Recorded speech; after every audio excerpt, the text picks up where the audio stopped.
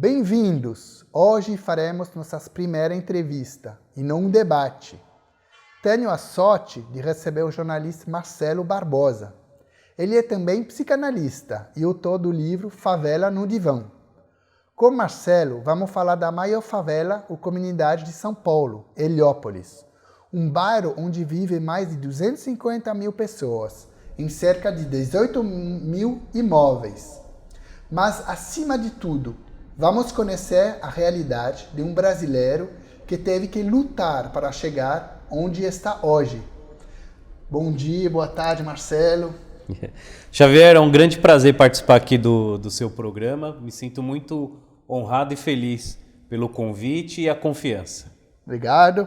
Então, vou mostrar primeiro o livro dele, a gente vai falar durante o programa, né? E vai aparecer um link para comprar o livro. Já vende muito, né? Vende muito, né? Depois a gente talvez fala, né? E o título é bem claro, Favela no Divã.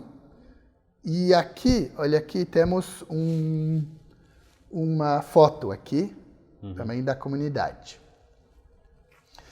Marcelo, vamos começar um pouquinho, né? Que você escreve muito no seu livro. Onde você cresceu? Então, eu cresci literalmente em Heliópolis, na zona sul de São Paulo, né? Os meus pais são do Nordeste brasileiro. Então, quando o meu pai veio, minha mãe, para São Paulo, o segundo local que eles moraram foram em Heliópolis. Eu já tinha 2 anos já.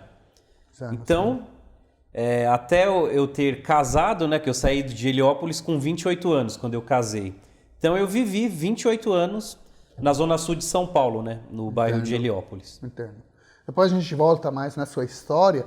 Quero ficar um pouquinho na história de Heliópolis, um bairro até que eu conheço, às vezes faço um trabalho social. Legal.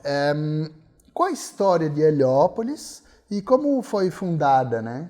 Podemos voltar nisso. Ô, Xavier, é muito, muito interessante a história do Heliópolis, porque assim, ela está num local de 2 potências. Então assim, você tem São Caetano do Sul, que é um bairro uma cidade do ABC, que ela, no último índice de desenvolvimento humano, ela estava em segundo ou primeiro lugar no Brasil, de ser uma cidade que tem, pelo número de habitantes, ela tem educação, ela tem lazer, entretenimento. Então, ali está São Caetano do Sul. Do outro lado está o Ipiranga, o bairro histórico do Brasil. E no meio nasceu Heliópolis. Aí essa pergunta sua é muito interessante. Como que pôde nascer uma favela no meio dessas potências históricas e direcionada financeiro, né? Sim. A história lá é muito interessante. Então, assim, 150 famílias moravam numa favela, num bairro próximo ali, e elas ficaram provisoriamente ali nessa região. Então, assim, Heliópolis era uma região de mato, de campo, ela era um espaço público. Então tinha várias entidades públicas que eram donas desse terreno, onde fica hoje Heliópolis. Entendi. E aí essas famílias ficaram lá, e aí elas não recebiam as habitações e continuaram. Então, assim, eu tenho até um colega de Heliópolis que ele está fazendo um livro sobre a história de Heliópolis. Ele conta um pouco essa história. Então, em geral, assim, como que ela nasceu? Então, essas famílias ficaram, não saíram e começaram a chamar mais gente para ocupar o terreno lá. E foi curioso porque quando essas famílias vieram para o bairro, foi quando começou também a construção do Hospital Heliópolis.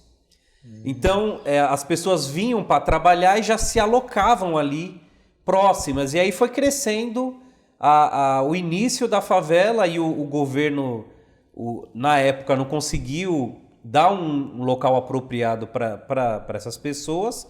E lá elas continuaram. Então, no primeiro momento, viveram como uma favela mesmo. E depois foram melhorando ali o local, né? Sim. E acho que agora é a propriedade da Coaba, São Paulo, né? Sim, sim. Em teoria, né? Porque é complicado, né? Na favela, quem é o dono, sim. né? Então, Assim, informal, né? Pelos registros, assim, quem que era dono, então, desse terreno? Como que largou? Então, era a Petrobras, a Sabesp, tinha várias entidades que tinham porcentagem ali do terreno. Existiam, parece que, ideias do que ia ser feito com ele. Só que a população, né, que ficou ali no local ficou firme e ela foi crescendo. E aí o governo perdeu o domínio, né? Sim, sim. Depois, ao final, a gente também fala mais sobre isso. Mas eu achei uma coisa interessante, você faz a diferença entre favela e comunidade. E o IBGE fala até de aglomerados subnormais, né? Sim. E estava conversando com uma pessoa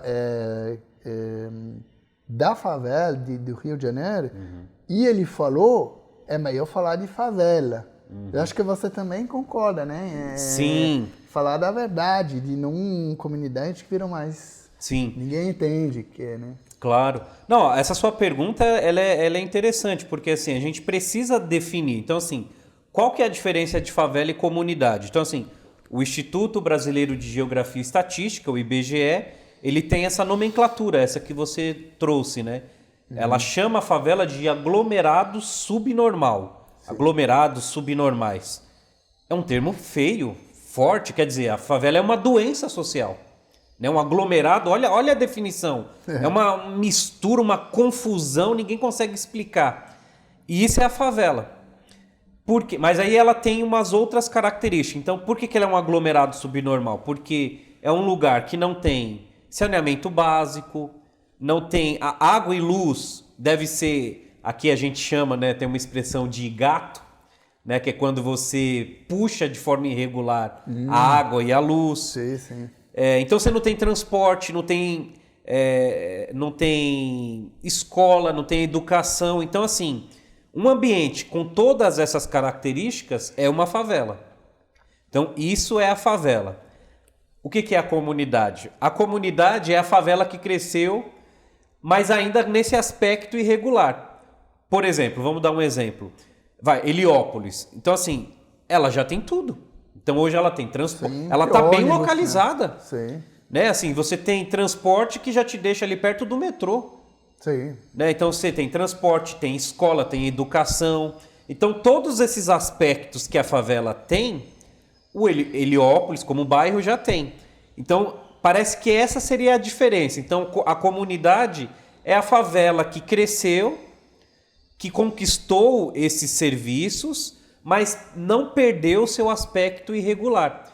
Porque, vamos dizer, se você que tem um trabalho lá em Heliópolis também, com certeza você viu. Ela cresceu de forma irregular. Então, assim, as ruas não têm calçada. Muitas vezes as casas tem local, as vielas, que não bate sol, não bate vento. Sim, falta árvores, né? Sim, não tem árvore na favela. Isso é uma coisa que é... Sim, não, você vê assim, ela não tem uma urbanização. Não foi planejada, né? Não foi. Não foi. Então, mas, assim, essa seria a diferenciação, né? É um pouquinho, a gente está num tema um pouquinho complexo para nosso programa, mas é verdade que onde é favela, onde é bairro popular, né? Sim. E isso dá para estudar, né? Um pouquinho. Claro, mais. Claro. Agora vamos voltar no seu livro, né? Na sua vida, que isso que é muito interessante, volta aqui. E conte-nos um pouco como você se tornou cristão, porque a história é interessante. Era um domingo e havia comida, né? Porque bem criança, você não era cristão, não ia na igreja, seus pais talvez não frequentavam muito a igreja. E quantos anos você esse domingo? Depois você conta. Você estava com 10 anos, 12 anos? Claro. Não, então, então, assim, meus pais, eles eram, que virou um pouco moda isso, né? O tal do católico não praticante, né? Uma pessoa que se identifica com uma religião, mas não vai nela. E essa era a formação deles, por causa das origens e por aí vai. Sim. Mas aí, assim, então lá na favela eu não tinha nenhuma identificação, nunca procurei, nunca me interessei. E aí, na época... Não foi batizado, por exemplo? Também. Não, também não. Nem católico, nem... Sim. Ok. Aí, por exemplo, existia um projeto chamado Projeto Esperança, que era de uma igreja, a Igreja Presbiteriana Independente do Moinho Velho, que é um bairro próximo de Heliópolis. Bairro próximo, né? É. E aí o que eles fizeram? Parece que, na história seria assim, parece que alguns moradores trabalhavam na casa dos membros. Né? Uma era faxineira. Sim, sim. E aí tiveram essa ideia de levar o projeto, o evangelho, para esses funcionários, para esses prestadores de serviços. Aí. Sim, sim. E aí um grupo de pessoas começaram a ir nas casas dos favelados, das pessoas que moravam lá. E aí começou a ter uma boa repercussão, e aí a igreja teve a ideia de fazer um projeto fixo. Aí eles alugaram um prédio de uma ONG e fazia a escola bíblica dominical para os moradores da favela. Dentro de Heliópolis. Né? Dentro de Heliópolis. E que estava perto da sua casa. Sim, né? Bem pertinho. Pertinho. E aí o que aconteceu? Teve um dia que me chamaram lá, me gritaram, e eu até comento isso no livro, né? Porque chegou uma fase na minha vida infantil que era natural ver morte, né? Por causa da briga entre polícia e ladrão, ou entre os criminosos. Então, quando morria alguém, a molecada, eu era jovem, criança, adolescente, a gente ia ver. Aí me chamavam de manhã, eu falei, ixi, já morreu mais alguém, deixa eu ir lá ver. Aí não era, aí me falaram o seguinte, olha, no prédio lá da ONG, tem uma igreja dando pão com mortadela e suco. É só participar de uma reuniãozinha, vamos? Claro que a gente vai, né? Porque naturalmente a gente o pessoal que mora em favela, a gente tem faltas, né? Então, quando a gente fala de alimentação, dava cesta básica e comida, vamos lá. E também uma coisa interessante, você estava vendo outra pessoa. Sim. Né? Nos seus pais, pessoa de fora de Heliópolis. Sim. Isso foi importante, né? Adulto, né? Acho que você comenta nos seus livros, né? Buscando Claro. exemplo, né? Buscar... uma criança curiosa, né? Claro! E foi nesse aspecto. Aí eu fui lá, então realmente foi verídico, a gente chegava, tinha um café da manhã com esses elementos, e depois a gente participava numa sala de uma escola bíblica dominical. Aí tinha um presbítero ou diácono que lia a Bíblia, dava a Bíblia, a gente lia, orava e eu gostava. Só que no primeiro momento eu comecei a ir só por causa da comida. Entendo.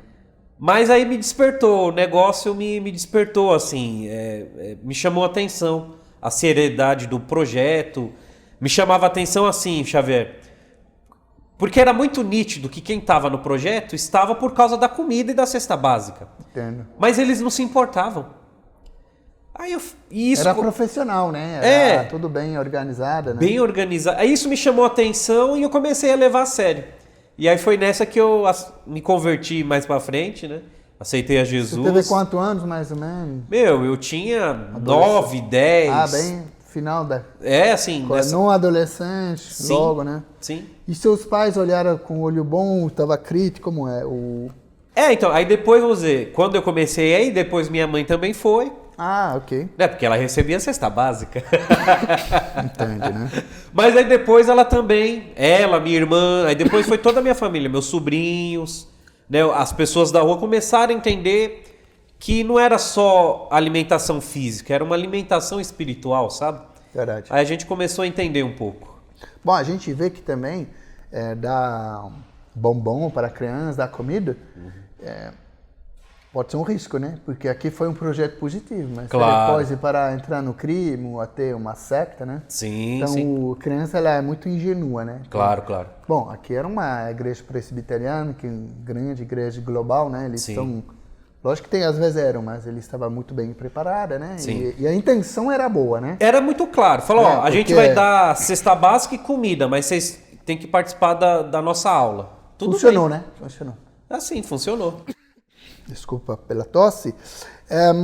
E tem uma história também, ficando lá, né? Que alguém da igreja dê bombom para você, né? Você estava lendo. Conta essa história que está no livro. Né? É verdade. Essa história está no livro também. Porque o que acontecia? Eu comecei a levar tão a sério o projeto, e lá, tipo, o professor, o diácono e o presbítero, era o presbítero João, a gente chamava ele de tio João.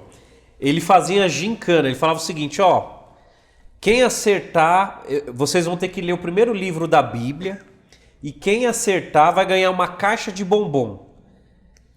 Xavier, olha que interessante, eu fui por... Né, eu tava nessa fase de criança, adolescência, jovem, né?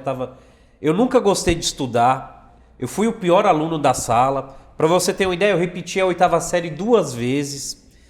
Infelizmente, né, hoje eu me envergonho muito, já pedi desculpa para os meus professores. Bagunçava, zoava na aula. Mas olha que interessante, um projeto de uma igreja me desafiou. Então assim, quando o presbítero falou, olha, se você acertar eu te dou uma caixa de bombom, eu comecei a estudar. Aí eu começava a ler a Bíblia, começava a fazer pesquisa, e só eu que ganhava. Mas aí o que acontecia? Tava tão chato só eu ganhar que eu comecei a dividir. Aí eu dividia para todo mundo, já ganhei, tamo aí. Agora você estuda para ver se ganha. Entendo. E foi interessante, né? Porque assim, a igreja foi muito madura com o projeto, né? De ser claro, ó, a gente vai dar alimento, mas a gente quer que vocês aprendam essa aula, ó, a gente está fazendo esse desafio. E eu aceitei, eu gostei, e foi onde eu fui me desenvolvendo, né? Entendo. Porque se a gente vai rapidinho na Bíblia, né? Eu vou ler Gálatas, capítulo 2, versículo 10. Apóstolo Paulo, né? Gálatas é a primeira carta que ele escreveu. A gente fez um show sobre Paulo, você pode ver no YouTube, né? E olha que o Paulo escreve no capítulo 2, versículo 10. Somente recomendaram que nós lembrásemos dos pobres, o que também me esforcei por fazer. A gente também fez uma matéria sobre Tiago. Então, ajudar os pobres, né, é quase uma obrigação, né, para qualquer igreja. Não é, teologia da libertação, missão integral. Isso é um conceito mais político, mas qualquer igreja deve ter um foco como os pobres, da comida, né? Podemos ler Apóstolo Paulo, Tiago, né? Claro. E acho que deu muito certo, né? Sim. Não, e é curioso, eu tinha... O primeiro, assim, livro religioso que eu li foi esse aqui. Ele tá até velhinho, mas O Humanismo Social de Calvino. É um livro maravilhoso. A igreja se pautou muito nesse livro, e tem uma parte aqui, Xavier, eu vou ler aqui rapidinho, que ele fala o seguinte, tá em 2 Coríntios 8, 13 e 14, que era um aspecto do humanismo que o Calvino trabalhava, que fala o seguinte, ó, Deus deseja que haja tal analogia e igualdade entre nós, que cada um socorra aos pobres segundo as suas possibilidades, a fim de que alguns não tenham em excesso, enquanto outros sofram penúria. Tem uma parte aqui desse livro aqui do Humanismo Social de Calvino, que ele fala outra coisa que foi o que a igreja fez comigo. Que todo mundo é rico em relação a alguém, independente de financeiro.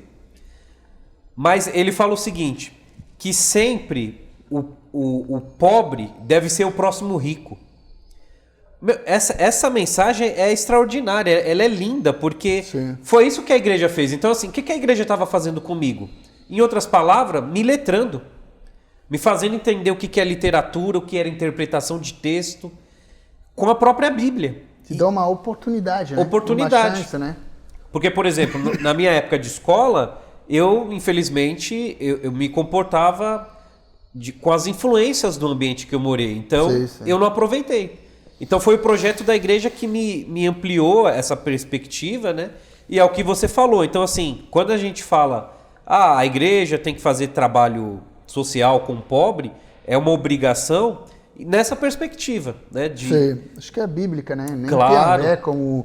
Às vezes a gente usa o Karl Marx, mas o Karl Marx é um grande intelectual, grande economista, então a gente também pode tomar elemento do Karl Marx. Não sou empresário, não sou comunista, mas eu fico um pouquinho triste quando as pessoas criticam tanto a teologia da libertação, a missão integral, porque, lógico, quando você ganha 100 mil reais por mês, tanto faz, né? Mas quando tem uma pessoa que fala que a pobreza no Brasil, tem pessoa que ganha menos de 100 reais por mês. Claro. Né? Então, viver com isso, né? Sim. Então, a gente tem que ficar consciente, né, dessa... Claro. Especialmente no Brasil, com a África do Sul, são os países mais, Sim. com mais diferente, pobre e rico do mundo, né? Claro. O The Economist que fala isso. Não, e para você ter uma ideia, Xavier, dessa sua fala, o quanto ela é importante, assim, eu não seria o que eu sou hoje se não fosse o projeto da igreja. Sei, Porque, falou, por né? exemplo, a igreja me deu tudo. Os membros da igreja. Então, assim, as formações que eu tenho foi por causa da igreja. Eu tinha... Às vezes não eram membros que nem se identificavam. Falam, ó, vi que você está estudando aí, você faria uma faculdade? Faria. Tó, vou te bancar. Ou teve ó, eu faço metade, você continua. Porque na minha época, vamos dizer, por exemplo, socialmente, não existia... Vamos fazer um parâmetro aqui só para você entender. Em 1990 nasceu o Estatuto da Criança e do Adolescente no Brasil. É um estatuto que, entre as suas defesas, regulamenta que a criança não pode trabalhar. É interessante. Só que só no ano 2000 apareceu uma lei, um projeto, que regulamentou que crianças de 14 e jovens, né, até 26 anos, as empresas são obrigadas a contratarem para elas trabalharem, que é o Programa de Aprendizagem, é uma lei federal aqui no Brasil. Então, olha que distanciamento. Então, assim, eu, politicamente, não tinha isso. Então, na minha época, o trabalho que tinha, você tinha que ser office boy aqui na região central de São Paulo, e as meninas, as mulheres, ou eram babá ou recepcionista de alguma loja. Sim. Não tinha mais. Acho que infelizmente continua um pouquinho assim, né? Sim. Eu vejo em Ilhop, mas Sim. tem sempre ascensão social, né? Claro.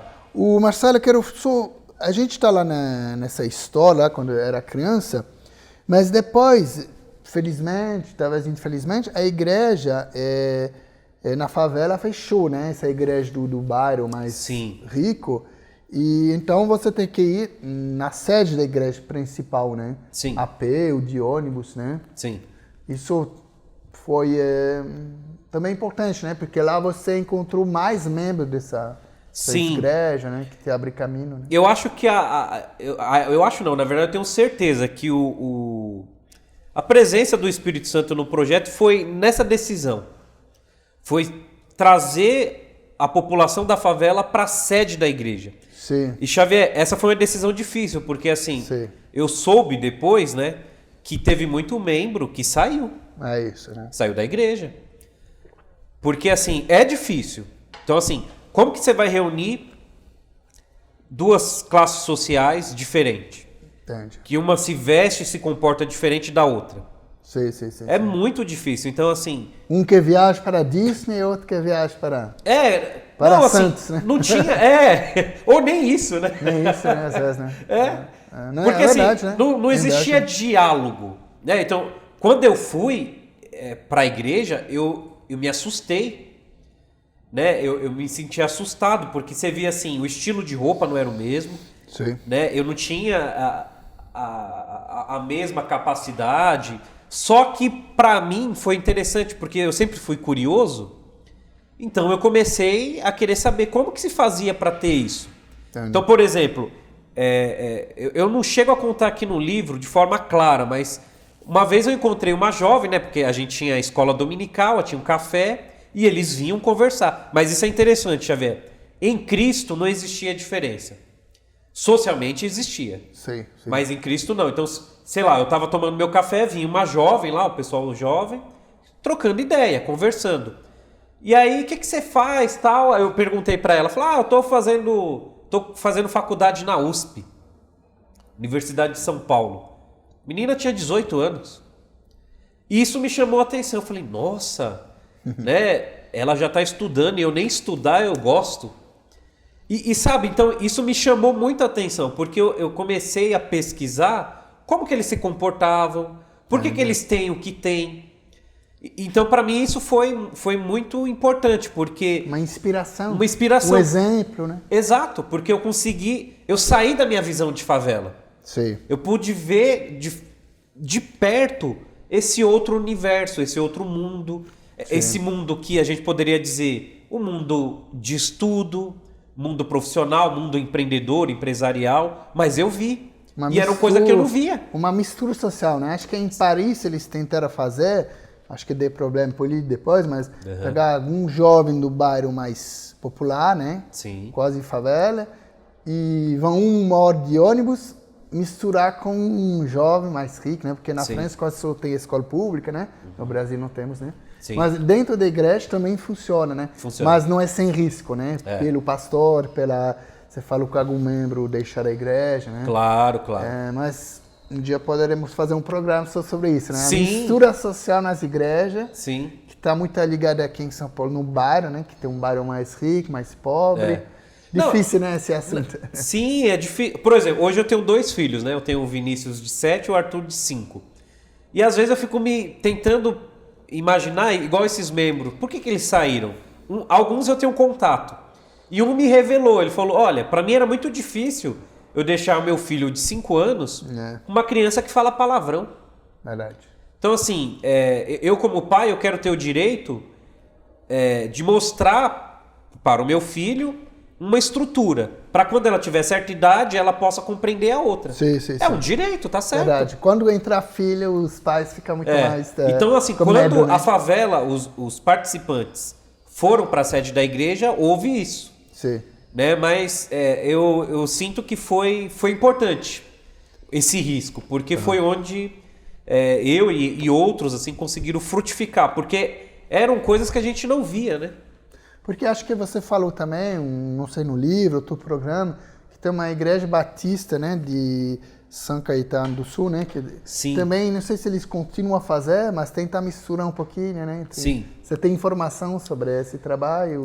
Eu conheço alguns membros lá, então é uma igreja batista dentro da favela de Heliópolis.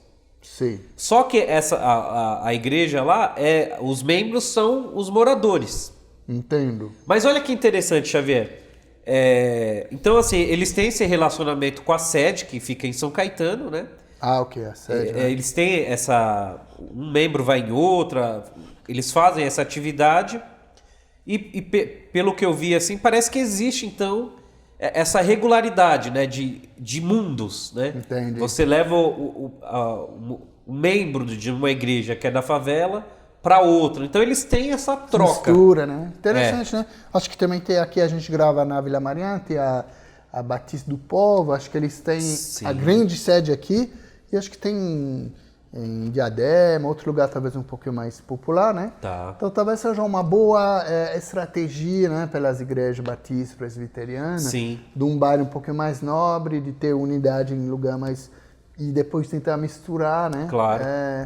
A gente não pensa, mas você viu? Você foi transformado, né? Sim. Citando Romano 12:2, que eu gosto muito, né? Sim. Pela essa estratégia, talvez, do Claro. Espírito Santo, não sei se você foi tão, né? Sim. As ideias você contou, né? Claro. Não, e acho que projeto tem que ser esse, porque o resultado demora, viu, o Xavier? E muitas vezes você nem vê. Por Verdade, exemplo, isso é frustrante, né? foi quase 15 anos para que eu conseguisse andar sozinho sem a igreja. Verdade. Mas que eu faço um trabalho social em Heliópolis, bem simples, não estou trabalhando com muita criança, mas eu pensei outro dia que, por exemplo, estou ensinando inglês, programação. Sim. Talvez eu vou ver o fruto em 10, 15 anos, né? Porque a gente ensina inglês a uma criança de 5 anos. Mas o inglês dele vai ser bom com 20. É claro. Então tem um lado difícil também, até pelo pastor, porque o pastor faz esse trabalho e 15 anos depois não está mais nessa igreja, né? Sim. É um incentivo difícil, né? É um trabalho difícil. Porque assim, naturalmente, é inegável, né, Xavier? A gente quer ver os frutos. Sim, né? Porque imagina, às vezes eu fico pensando, né? Essa questão do que a igreja sofreu. Então, assim, perdeu o membro. Então você imagina assim, teve um membro que saiu, que eu acho que ele saiu por minha causa. Ele era juiz, o cargo dele. E aí teve um dia que ele apareceu numa das maiores emissoras aqui de São Paulo e deu entrevista exclusiva, meia hora de entrevista ao vivo. E aí, foi quando eu descobri que ele era juiz, porque uma das funções dele era cuidar das penitenciárias do estado de São Paulo. Aí eu encontrei ele lá na igreja, né? Eu era menino, a gente chamava de tio, né? Eu falei, tio, tudo bem? Eu vi o senhor na TV. Vi lá você falando. Aí ele, né, uma pessoa muito culta, intelectual, né? Muito obrigado. Aí eu falei, ô tio, você sabia que lá na prisão que você trabalha tem muito amigo meu que tá preso lá? Aí ele ficou parado, interessante. Eu acho que ele saiu por minha causa, depois eu vou confirmar. Não. Mas olha que coisa, então difícil. Né? O medo é O medo, imagina, como eles são pessoas que poderiam ter medo, porque era muito mais fácil, por exemplo, uma pessoa de má fé no projeto, se infiltrar, falar, o juiz tal tá aqui, ó. Não, exatamente. Eu acho que também é difícil às vezes julgar, né? Porque cada um tem razão dele, né? Sim. Mas, bom, é uma história, né, que é sempre bom lembrar. Agora vamos voltar um pouquinho mais. Nessa igreja, então, presbiteriana, você ficou até 28 anos, mais ou menos, membro, né? Sim, Até que você saiu com 28 anos. Sim, Porque lá, então, assim, eu fui diácono, né, nessa igreja, né, IPI do Moinho Velho. Sim. Eu exerci por 6 anos, por aí. Então, eu fui membro por 10 anos lá. Tanto porque quando eu saí da favela, então, eu fui morar em outro local, e aí eu pedi transferência de igreja. Sim, transferência, né? Mas eu fiquei por aí, uns 10 anos, atuando lá também. Você fica na religião presbiteriana agora, Continuo. Né? Continua. Agora, achei interessante você falar também no livro, né, que um pouco com mais de 20 anos, você partiu para Fortaleza, né? Uhum. História um pouco triste, né, quando eu estava lendo, né, no livro, né? E região de origem de seus pais, tem algum familiar, primo, não sei. Conta sobre essa história, né, que não é uma história um pouco difícil da sua vida, né? Talvez não contar tudo assim, as pessoas vão ler, né? Sim. Não fazer tudo. Eu vou dar muito spoiler, né? Exatamente, essa palavra, né? Não, mas é interessante porque, assim, nisso que a gente estava conversando, Xavier, o pessoal que nos acompanha. Então, a minha transformação foi espiritual e social. Então, assim, eu tinha atrasos porque eu não estudava. Então, assim... Então, quando eu comecei a estudar, então assim, eu fiz um curso técnico nessa história que você está falando. A minha primeira formação foi locutor, que tem muito a ver com a favela, porque tinha muita rádio pirata na favela. Entendi. E eu achava incrível, né? Essa comunicação, um equipamento te gravando, me chamou a atenção. E aí eu quis me profissionalizar. Então eu fiz um curso, eu sou radialista, e aí... Quando eu me formei, eu fui atrás no mercado. E aí o que eu descobri? Que dificilmente você entra na capital, aqui em São Paulo. Você precisava ir para o interior para pegar experiência, para depois vir para cá. Aí eu pensei, eu falei, meus tios são lá do Ceará, vou para lá. Falei com minha mãe, né? Ela não gostou muito da história. E é triste, foi uma história triste, porque assim, a gente não tinha dinheiro, né? Sim. Minha mãe teve que pegar um dinheiro emprestado, né? Teve que vender um terreno da casa para eu conseguir esse dinheiro. E aí, o que aconteceu? Existia uma feira cristã aqui em São Paulo, e aí eu participava de uma rádio e um locutor me falou, lá em Fortaleza a gente tá com vaga para locutor, gospel, né? Eu falei, ótimo. Aí foi onde eu linkei, quer dizer, Fortaleza, vou lá, vou fazer o teste. E aí foi triste por causa disso, porque eu fui, fiz o teste, passei, só que o dono da emissora, ele contratou o filho o filho do dono de uma gravadora para trabalhar lá porque ele tinha problema com drogas. Entendo, E aí ele falou assim, aí o cara falou, deixa meu filho aí apresentando, que aí ele fica longe das drogas. Então a vaga que tinha, que até então não tinha ninguém, aí ficou para ele. Entendo. E aí assim, então toda a verba financeira que eu tinha, eu perdi, e eu só voltei com o dinheiro da passagem. Entendo. E aí foi triste, porque minha mãe nunca acreditou em mim, né? Assim, eu tava até comentando aqui nos bastidores, né? Na psicanálise eu perdoei muito minha mãe, né? Porque eu pude compreender, assim, que era a realidade dela, né? Ela não que ela não acreditava em mim, mas por causa da visão dela. Minha mãe foi faxineira, foi analfabeta. Então a visão dela era isso. Entendi. Então ela achava que eu não precisava gastar dinheiro com curso e tentar a sorte. Eu tinha que fazer, tá precisando de pedreiro? Vai ser pedreiro. Entendo. E aí e ela se desgastava, porque, pô, vendi parte de uma casa, você vai lá e não dá certo. O meu pai, ele era mais sonhador, ele me inspirou muito, né? Entendo. Só que ao mesmo tempo ele sonhava muito, como eu. Mas graças a Deus, no fim, eu consegui recuperar essa história. Quem tiver curiosidade, tá aí o livro, né? Agora vamos voltar um pouco mais no seu livro, né? Olha esse título, né? Favela no Divã. E pode nos falar um pouquinho porque esse termo divã meio psicanalítica da psicologia? Sim. Então, o divã é esse sofá sem encosto, né?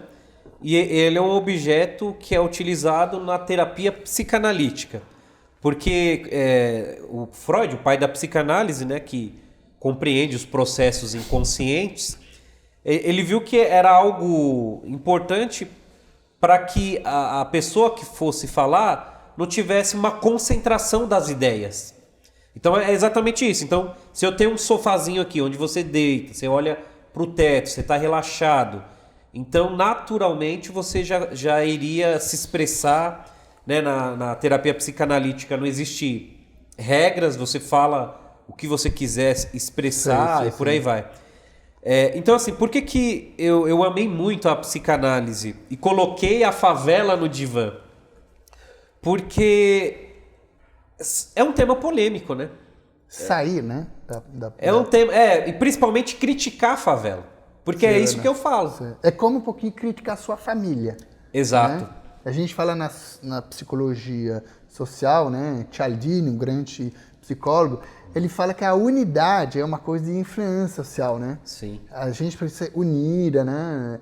E parece que deixar essa favela de um jeito real, né? Com 28 anos, né? Até para você foi difícil, talvez para seus amigos que moram lá, né? Sim. Não, foi muito difícil, porque eu critico, né? Eu critico a estrutura urbana da favela. Sim.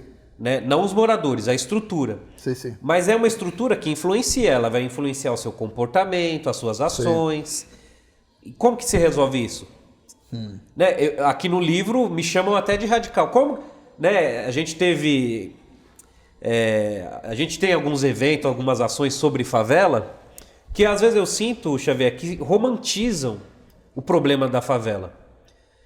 Então isso é forte. Então eu falo assim, aqui no livro, como que se resolve a favela? Derruba e constrói de novo. Com engenharia, faz uma cidade inteligente. Planejamento, né? Com arranjamento. Aqui são a residência, aqui é comércio, aqui é um espaço para show, ou aqui é uma igreja. Não, na favela, lá em Heliópolis, você já viu, aqui é um boteco, aqui é uma igreja. E aqui é o pancadão. E vem barulho. E barulho, né? Então assim... Você falou, né, que às vezes é difícil, né? Porque... Sim. Do outro lado, precisa de muito de dinheiro, né? Porque a gente fala de quase 300 mil pessoas agora. Sim. E também tem pessoas, acho que você falou num outro programa, que, por exemplo, eles não moram em Heliópolis, mas alugam o apartamento, lucra com isso. Então, em teoria, para fazer bem feito, o Estado, né, deveria pagar para essas pessoas, para que ele, ao menos durante 10 anos. Então, a gente fala talvez de R$1 bilhão no Brasil inteiro para resolver as favelas, né? Não, e é difícil, porque assim... então essa minha opção de resolver o problema da favela, eu não sei se eu estarei vivo se um dia vai acontecer.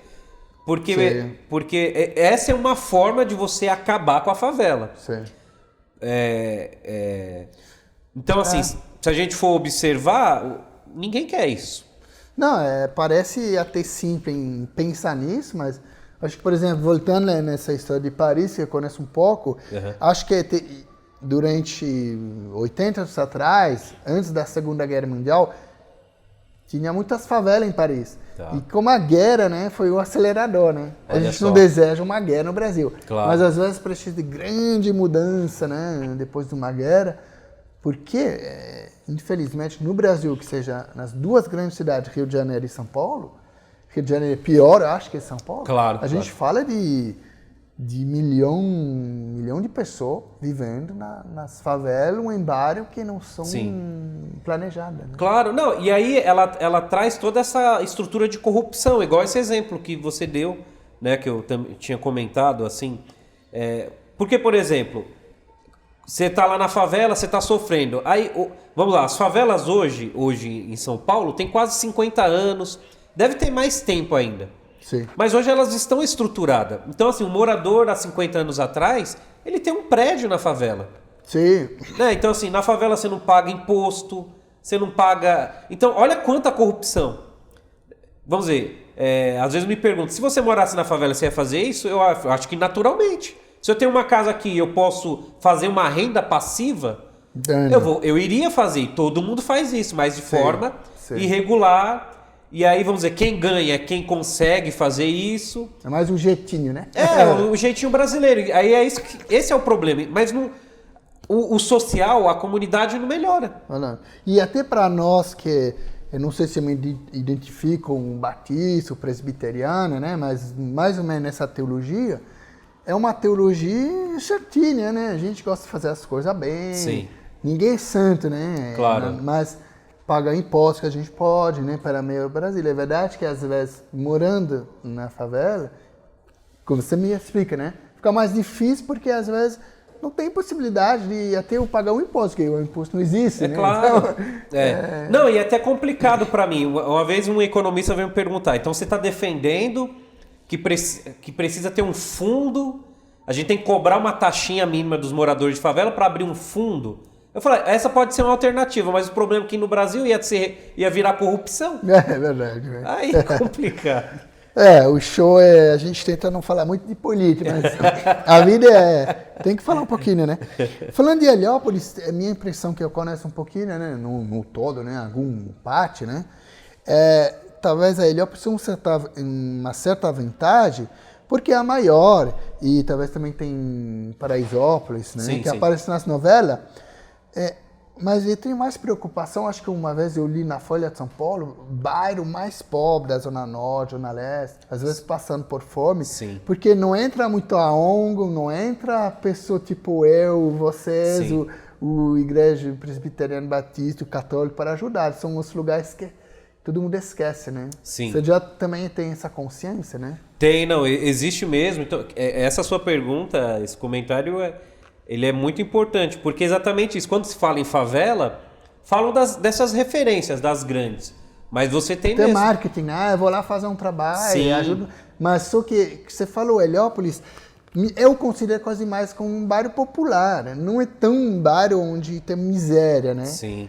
Porque às vezes tem carro, não gosto de falar que tem luxo, nunca vi carro de luxo, eu não vi, mas tem. deve ter, né? Escondido, né? Sim. Não, tem, mas quero dizer, deve ter lugar que eu nunca fui em São Paulo, na Grande São Paulo, extrema Zona Leste, extrema Zona Sul, que lá tem mais problema, mais miséria, né? Sim, aqui tem. São favela mesmo, né?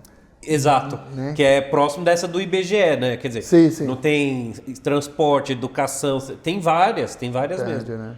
E não tem esses acessos que não... A gente deveria ter um drone, né, para mapear tudo. Sim. O satélite, né? Sim. Acho que tem coisa interessante como a tecnologia, né, que a gente pode fazer, né? Claro. Para uma cidade grande de São Paulo, né, mais de 20 milhões de pessoas. Claro. E passando por fome algum, né? Sim. Fala de vitamina, né? Tudo claro. Isso, né?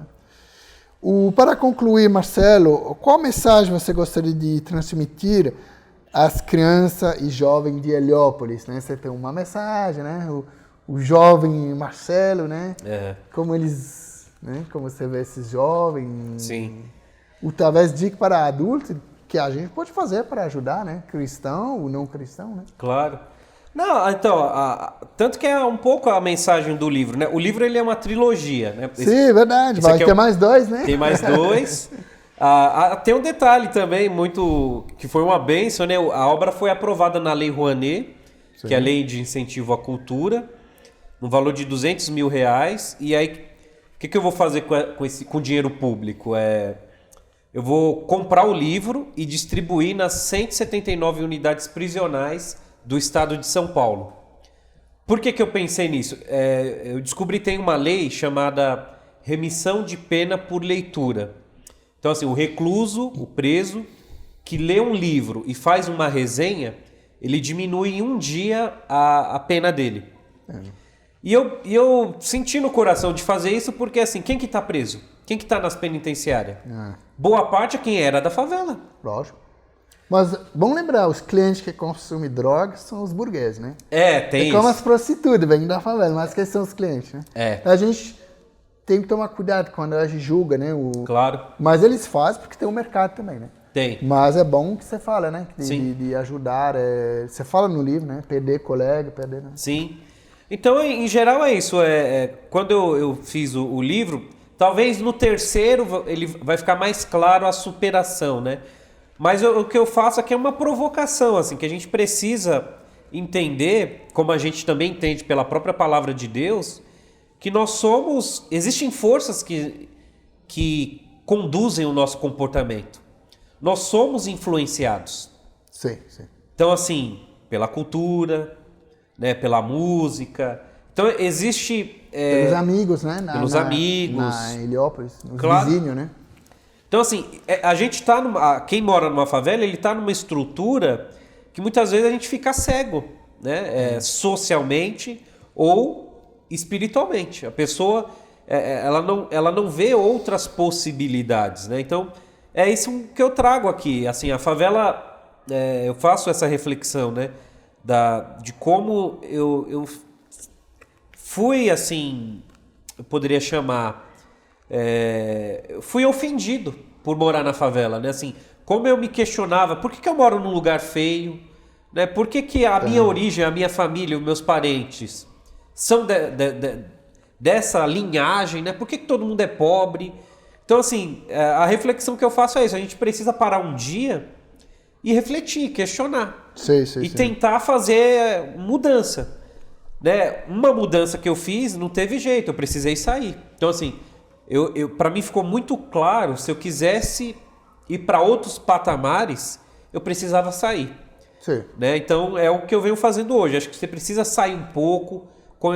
Como eu te disse no início, né? Agradeço mais uma vez estar aqui no seu programa, conhecer uma pessoa de uma outra cultura, um irmão em Cristo com outras atividades aqui no meu país. Então, por que eu consegui isso? Porque eu saí, porque eu publiquei um livro. Isso aí. Né? Então, em geral, eu acho que essa é a mensagem. As pessoas precisam sair, olhar as outras possibilidades. Sim, né? O Brasil é um país livre, é um país democrático, então acho que todo mundo pode sair de qualquer bairro. Até sair num bairro rico, né? Sim. Para ir num bairro, talvez mais...